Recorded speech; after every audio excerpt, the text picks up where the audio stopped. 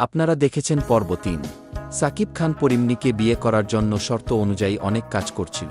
সে রাত দিন পুরো সময় কাজ করতে থাকে। এমন সময় তার বন্ধু জায়েদ খান আসে। সে সাকিবকে বলে যে খারাপ খবর আছে। পরিমনি এর বিয়ে তার বাবা মিশা সওদাগর দেশের বর্ডন এর সাথে ঠিক করেছে। সাকিব চিন্তিতভাবে বের হয়ে পড়ে। ভাবতে থাকে কি করা যায়।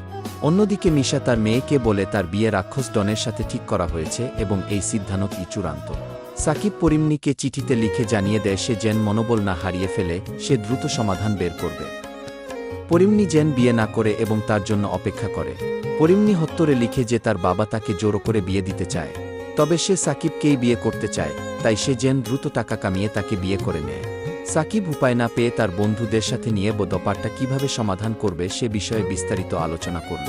একদিকে শহরের বড় ডন আর পরীর বাবা, আর অন্যদিকে ধনী হয়ে পরিমনিকে বিয়ে করতে যাওয়ার চ্যালেঞ্জ।